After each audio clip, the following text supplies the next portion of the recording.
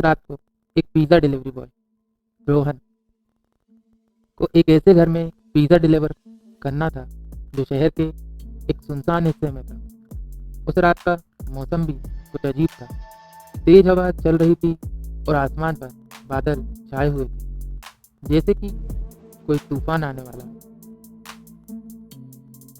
जब रोहन उस घर के बाहर पहुंचता है तो उसने देखा कि घर पुराना और वीरान सा लग रहा था, जैसे बरसों से कोई वहां नहीं रहता हो। फिर भी उसने सोचा शायद कोई नया किराएदार आया हो। उसने डोरबेल बजाई, लेकिन कोई जवाब नहीं आया। थोड़ी देर बाद एक धीमी आवाज में किसी ने कहा, अंदर आ जाओ, दरवाजा खुला है। रोहन को ये अजीब लगा, लेकिन पिज़्ज़ा डिलीवर करना उसका काम था। वो धीरे से अंदर गया।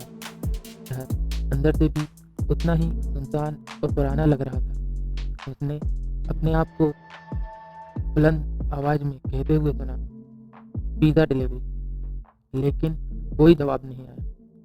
तभी उसने एक अजीब सी सिसकी की आवाज़ सुनी, जैसे कोई रो रहा हो। रोहन ने सोचा शायद कोई मुसीबत में है और उसकी मदद की ज़रूरत है। वो आवाज़ के पीछे गया, जो उसे एक पुराने धूल से भरे कमरे में ले गई।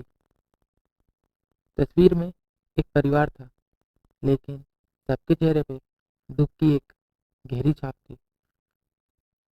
अचानक कमरे का दरवाज़ा बंद हो गया और लाइट बंद चालू होने लगी। रोहन ने अपने आप को घबराया हुआ पाया। तभी उसने एक आवाज़ सुनी, तुम्हें यहाँ नहीं आना चाहिए था।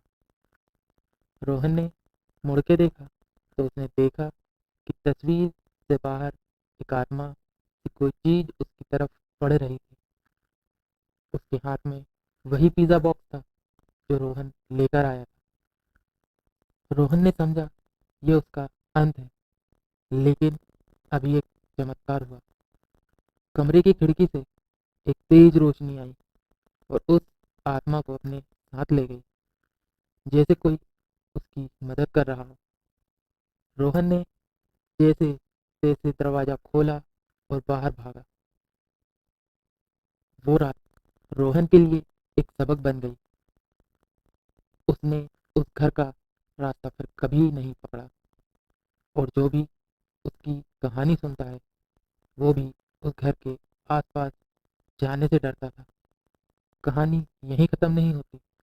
कहते हैं कि उस घर में अब भी कभी कभी एक पिज़्ज़ा डिलीवरी बॉय की आवाज़ सुनाई देती है, जैसे वो अब हमें अपना जैसे वो अब भी अपना काम पूरा जैसे वो अब भी अपना काम पूरा करने की कोशिश कर रहा हो।